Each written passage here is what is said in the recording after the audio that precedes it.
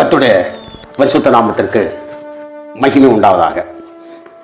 இந்த ஞாயிறை உயிர்த்தெழுந்த ஞாயிறு என்று சொல்லி சபைகளில் அநேகம் நியமித்திருக்கிறார்கள். ஞாயிற்றுக்கிழமை என்றாலே வாரத்தின் நாள், முதலாம் நாள் அவர் உயிரோடு எழுந்தார் என்ற அடிப்படையில் நாம் அதை அனுசரித்து வருகிறோம். ஆனால் இந்த நாளை கொஞ்சம் விசேஷித்த வண்ணமாக இதை அவர்கள் கொண்டாடுகிறார்கள். அதை ஒரு மகிழ்ச்சியாக இந்த 40 நாட்களும் அவர்கள் தூக்கத்தோடும் பலவிதமான கஷ்டமான ஒரு சூழ்நிலையில் வியாகுலங்கள் இந்த எண்ணங்களில் இருந்தவர்களெல்லாம் இந்த ஞாயிற்றுக்கிழமை மகிழ்ச்சியோடு இது உயிர்ப்பிப்பின் நாள் என்று சொல்லி அவர்கள் மகிழ்ச்சியோடு கொண்டாடுகிற ஒரு காட்சியை நாம் பார்க்கிறோம். ஒரு வசனத்தை வாசிக்கிறேன். லூக்காளின சுவிசேஷம் 24, லூக்காளின சுவிசேஷம் 24 5-6 வாசிக்கிறேன்.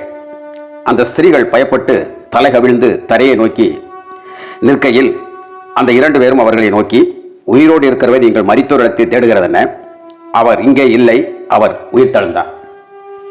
இங்கே என்ன சொல்லப்பட்டிருக்கு என்று சொன்னால், வாரத்தின் முதலாம் நாள் அதிகாலையில் தாங்கள் ஆயத்தம் பண்ணின சுத்த வர்க்கங்களாக எடுத்துக்கொண்டு மரியாள் வேறு சில ஸ்திரீகளோடு நன்றாக தெரிந்து கொள்ளுங்கள், அவர்கள் என்ன செய்கிறார்கள் என்று சொன்னால் கல்லறை இடத்திற்கு வருகிறார்கள். எல்லாம் கவனமாக கேளுங்க. ஆண்டவரை அதாவது அவருடைய கணக்கின் அடிப்படையில் வெள்ளிக்கிழமை அடக்கம் பண்ணப்பட்டிருக்கிறார். வெள்ளி இரவு, சனி இரவு, இப்படி ஞாயிற்றுக்கிழமை அந்த அடிப்படையில் 3 நாள்கள் என்று சொல்லுகிறார்கள். சாயந்தரம், மாலை என்று என்ன கணக்கு எப்படி போட்டாலும் சரி. இப்போ இந்த வசனத்தின் அடிப்படையில் ஒரு உயிர்ப்பிக்கப்பட்ட ஒரு அனுபவம் இந்த 40 நாளும் காத்து கடந்த உங்களுக்கும் எனக்கும் வருகிறதா என்பதைத்தான் இப்பொழுது பார்க்க நான் உங்களை ஆவலோடு ஏவுகிறேன். அதாவது எப்படி உயிர்த்தெழுந்த இயேசுவை இந்த ஸ்திரீகள் எப்படி கண்டுகொண்டார்கள்? அவருக்கு முதலாவது எப்படி அவர் தரிசனமானார்? அந்த உயிர்த்தெழுதலுடைய வல்லமையான சுவிசேஷத்தை சொன்ன உடனே சீடர்களுக்கெல்லாம் ஒரு உற்சாகம் கொடுக்க ஆரம்பிப்பதற்கு காரணம் இந்த பெண்கள் இருக்கிறார்கள் என்பதை நாம் இங்கு அறிந்து கொள்ள வேண்டும். ஏன் இதை சொல்லுகிறேன் என்றால், இவர்கள் அந்த 3 நாள் இரவும் தூங்கினார்களா தூங்கவில்லையா என்று நமக்கு தெரியவில்லை. இந்த 3ஆவது நாள் அதிகாலையிலே, வாரத்தின் நாள் முதலாம் நாள் வருகிறது, இந்த அதிகாலையிலே அவர்கள் கல்லறை நோக்கி விரைகிறார்கள். அதற்கு முன்பதாகவே தாங்கள் ஆயத்தம் பண்ணி வைத்திருந்தார்கள். நலவென்னும் இந்த கந்தவர்க்க தகையம், இந்த பிசின் இவைகளை எல்லாம் அந்த 3ஆவது நாள் எடுத்து சுத்தம் செய்து அது ஒரு வழக்கமாக இருந்தது. ஆகவே தாங்கள் குருவாக நினைத்துக் கொண்டிருந்த கர்த்தராகிய இயேசு கிறிஸ்துவை அவர்கள் இந்த நாளிலே அதை முறையாக செய்ய வேண்டும் என்ற வாஞ்சை அவர்களுக்குள் இருந்தது. இது உலக பிரகாரமான ஒரு சூழ்நிலையாக இருந்தாலும் கூட அந்த வாஞ்சை காலையில் போய், அதாவது சீடர்கள்லாம் இந்த யூத மூப்பர்களுக்கும் இந்த ரோம சாம்பராஜ்யம் இப்படிப்பட்ட இதுகளுக்கு ஒழித்துக் கொண்டு நம்மளையும் பிடித்து அடித்து விடுவார்கள் என்று பயந்து இருக்கக்கூடிய அந்த காலகட்டம் ஒரு இருண்ட காலகட்டமாக இருக்கக்கூடிய சூழ்நிலை. இன்றைக்கும் பாருங்கள், அநேக சட்ட திட்டங்கள் கிறிஸ்தவர்களை பாதிக்கக்கூடிய அளவிலே வருகிற பொழுது எல்லோரும் ஒன்று போராடுகிறார்கள், இல்லை என்றால் பயப்படுகிறார்கள். இப்படிப்பட்ட ஒரு நிலை இருக்கின்றன. ஆனால் எல்லாம் நிலையோடு நாம் தேவ சமூகத்தில் முழங்கால் படியிட்டு நம்மளை நிந்திக்கிறவர்களையும் நமக்கு விரோதமாக செயல்படுகிறவர்களையும் அவர்களும் கர்த்தராகிய இயேசு கிறிஸ்துவை கண்டுகொள்ளும்படியாக நாம் வாய்களில் முழக்கங்கள் எழுப்பிக் கொண்டிருக்கிறவர்கள் உள்ளத்தின் ஆழத்திலிருந்து கர்த்தராகிய இயேசு கிறிஸ்துவை நோக்கி நாம் கூப்பிட வேண்டும். இஸ்ரவேலர்கள் அப்படித்தான் கூப்பிட்டார்கள்.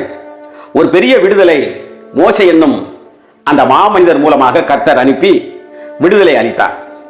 இப்படி நாம் எந்த அளவிற்கு ஒடுக்கப்படுகிறோமோ அந்த அளவிற்கு நாம் விரிந்து பறந்தவர்களாக நாம் இருப்போம். ஒரு ஸ்பிரிங்கை இப்படி அழுத்தி விட்டுவிட்டால் வேகமாக அது விரியும். ஆகவே இது போலதான் கிறிஸ்துவுக்குள் வாழக்கூடியவர்களுடைய சிந்தை கிறிஸ்து இயேசுவுக்குள் பலமான ஜெபமாக அமைந்திடல் அவசியம். சரி, இப்ப பாருங்கள், இந்த 40 நாட்கள் எப்படிப்பட்ட ஒரு சூழலை இன்னைக்கு நாம் அனுபவிக்கிறோம்.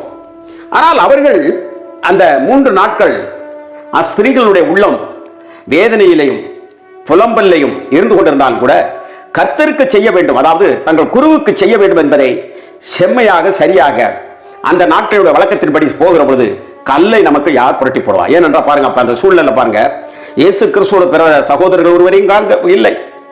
ஆண் மக்கள் யாருமே வர முடியாத, அண்ட முடியாத ஒரு சூழ்நிலையிலே ஆங்காங்கே ஒளிந்து இருந்து கொண்டிருக்கிறார்கள். ஒருவேளை இந்த ஸ்திரீகள் கூப்பிட்டு பார்த்திருக்க கூடும், ஆனாலும் அவர்கள் யாரும் வரவில்லை. இப்படி வராத ஒரு சூழ்நிலையிலே நாம் இதை சிந்திக்க கடமைப்பட்டிருக்கிறோம். இப்படி வராத ஒரு சூழ்நிலையிலே இந்த ஸ்திரீகள் தாங்கள் எந்த ஒரு அடிப்படையிலும் கொஞ்சமேனும் அவர்கள் பின்வாங்காமல் அவர்கள் அங்கே செல்லுகிறார்கள்.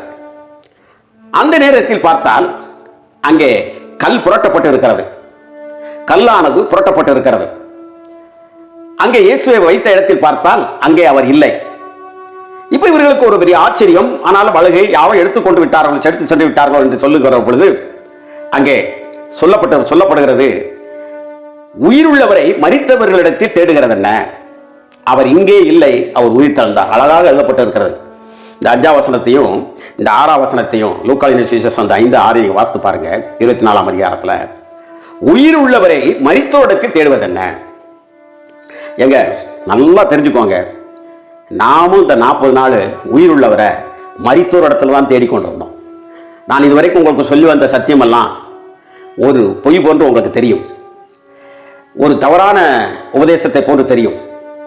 நான் சொல்லுகிறேன், வேதத்தின்படி பார்த்தால் அப்படித்தான். ஆனாலும் கூட நம்முடைய முன்னோர்கள் பரிசுத்தவான்கள் இப்படிப்பட்ட ஆராதனையை ஆரம்பித்து இதிலேயாவது 40 நாட்கள் இவர்களை கொண்டு வந்து ஒரு சரி செய்ய வேண்டும் என்று அவர்களுடைய வைத்திருந்த அந்த மேடையை நான் பயன்படுத்திக் கொண்டிருக்கிறேன். அப்ப நல்லா யோசித்து பாருங்க, உயிரோடு இருக்கிறவரை மரித்தவரிடத்தில் தேடி என்ன செய்ய? இது மாதிரிதான் இன்னைக்கு உயிருள்ள தேவாதி தேவனை, ஜீவாதிபதியை இவர்கள் ஏதோதோ உருவங்களிலே தேடுகிறார்கள். உயிரோடு உள்ளவரை இவர்கள் ஏதோதோ உருவங்களிலே தேடிக்கொண்டிருக்கிறார்கள். இருக்கும் இடத்தை விட்டு இல்லாத ஒன்றை தேடி அலையக்கூடிய மக்களாக இன்றைக்கு இருந்து கொண்டிருக்கிறார்கள். இருக்கும் இடத்தை விட்டு இல்லாத ஒன்றை தேடி, ஒரு பஸ்ல ஒரு இடம் இருக்குன்னா நம்ம பிரயாணம் போகும்போது ஏறி அந்த இடத்தை பார்த்து உட்காரணும். அந்த இடத்தெல்லாம் விட்டுட்டு எல்லாம் நிரம்பி இருக்கக்கூடிய இடமே இல்லாத இடத்துல போய் நின்று கொண்டு இருந்தால் எப்படி? நல்லா யோசித்து பாருங்க. ஆகவே இதை நாம் ஒரு சிந்திப்பதற்காக சொல்லுகிறேன். அப்போ உயிரோடு இருக்கிறவரை உயிரோடு இருக்கிற இடத்தில் பாருங்கள் என்று சொல்கிறார். இப்போ நாம் அந்தகாரத்திலையும் மரண இருளின் திசையிலையும் இருந்து கொண்டிருந்த நம்மை ஆச்சரியமான ஒளியின் இடத்திலே ஆண்டவராகிய தேவன் இயேசு கிறிஸ்து கொண்டு வந்து விட்டார் என்று சொல்லி பேதுரு சொல்லுகிறார், கூட இருந்தவர் சொல்லுகிறார். இப்ப ஆச்சரியமான அதிசயமான ஒளியின் இடத்தில் வந்திருக்கிறது மாத்திரமல்ல, நாம் ராஜாக்களும் ஆசாரியர்களும் ஆக்கப்பட்டு இந்த உலகத்தில் நமக்கு விரோதமாய் சூட்டப்படுகிற எல்லா விதமான நயவஞ்சகங்களையும் ஜெயிக்கத்தக்கதாக, வெற்றி பெறத்தக்கதாக, ஜெபத்திலே முழங்கால் படியிட்டு ஜெபித்து எல்லாவற்றையும் மேற்கொள்ளத்தக்கதாக வலிமையும் ஆற்றலையும் நமக்கு கொடுத்திருக்கார். இப்படி கொடுத்திருக்கின்ற பொழுது நாம் உண்ணா நோன்பு, அந்த நோன்பு, இந்த நோன்பு என்று சொல்லி இந்த உலக பிரகாரமாக போறோம். உலக பிரகாரமான யுக்தியிலே கிறிஸ்தவத்தை வெற்றி பெற செய்ய முடியாது. நான் இதை ஆணித்தரமாக சொல்லுகிறேன். உலகத்தரமான யுக்தியிலே கிறிஸ்தவத்தை வெற்றி செய்ய முடியாது. மோசேயோடு அங்கே மந்திரவாதிகள் போராடி கொண்டிருந்தார்கள்.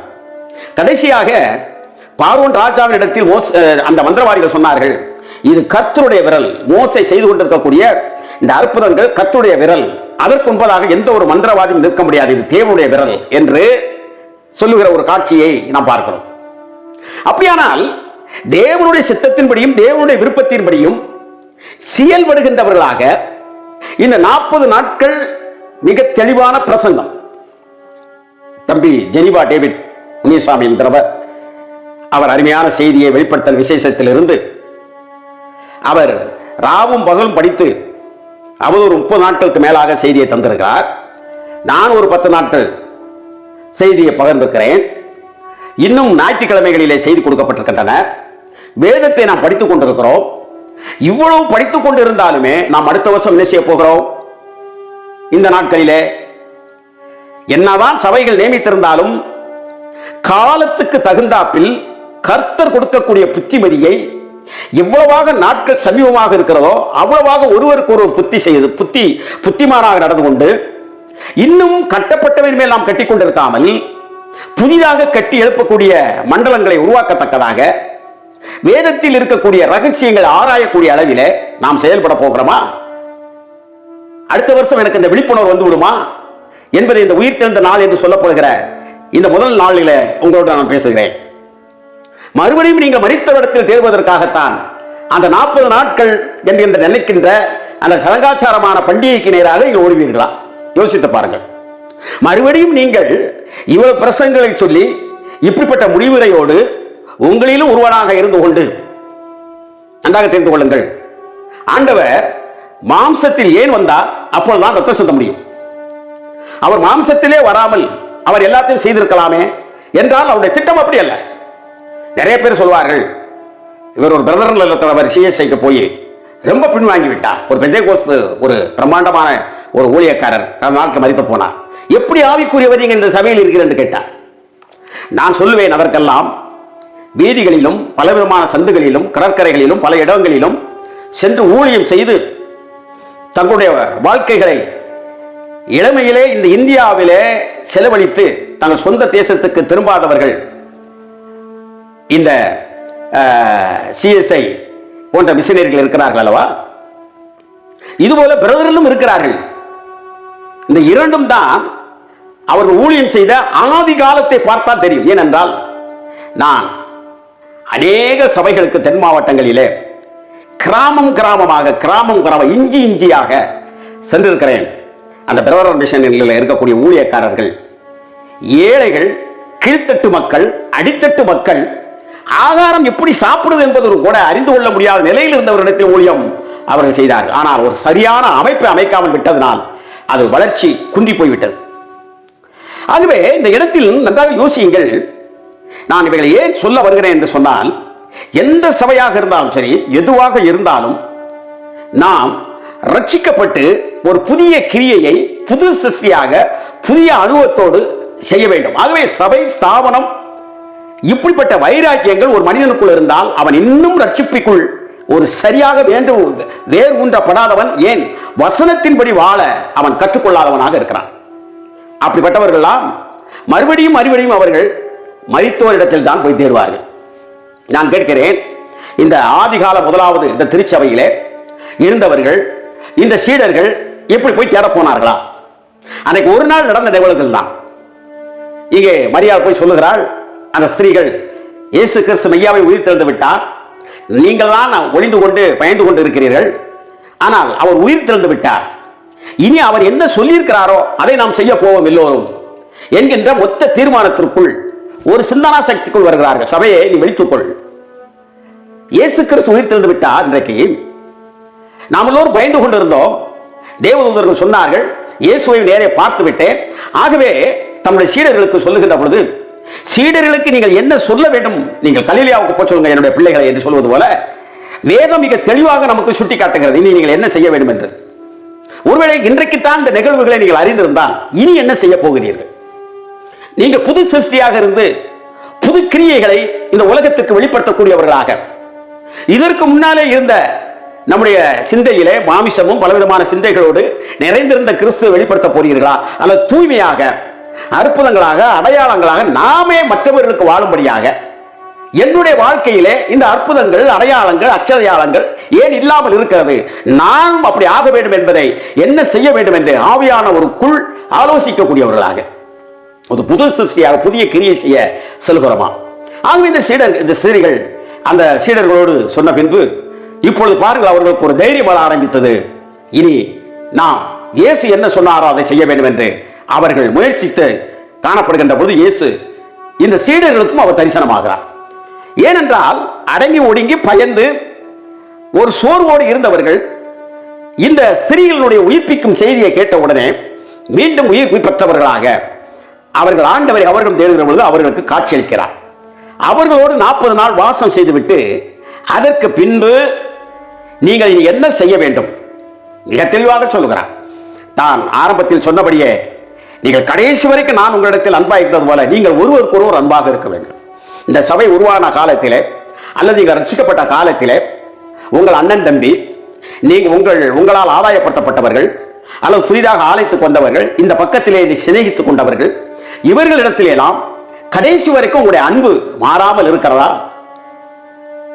மாறிவிட்டால் நீங்கள் மறுபடியும் இங்கதான் போக வேண்டியிருக்கும், மரித்தவரிடத்தில் தான் அவரை பார்க்க போக வேண்டியிருக்கும். மாறாமல் இருந்தால் இன்னும் புதிய புதிய கிருபைகள். அவன் காலைதோறும் கிருபைகள் புதியது, காலைதோறும் அது கிருபைகள் புதியது. நான் புது சிருஷ்டி, புதிய கிருபை, புது சிருஷ்டி, புதிய கிருபையை நான் பெற்றுக்கொண்டே வாழ்கிறேன் என்று மோட்சத்தை சொல்ல வேண்டும். ஒவ்வொரு நாளும் உங்களுடைய சிந்தையானது, உங்களுடைய சிந்தை மோட்சத்தை தொட்டு அந்த பரலோகத்தினுடைய முன்சிவையை மற்றவர்களுக்கு சுவைக்கும்படியாக கொடுக்கத்தக்கதாக இந்த உயிர்த்தெழுந்த நாளை நீங்கள் சங்காச்சாரமாக அல்ல, சத்தியத்தின் சாரத்தோடு நீங்கள் ஏற்றுக்கொள்ள வேண்டும் என்று உங்களை அன்போடு கேட்டுக்கொள்கிறேன். கர்த்தர் நம்மளை ஆசீர்வதிப்பாராக. ஆமென்.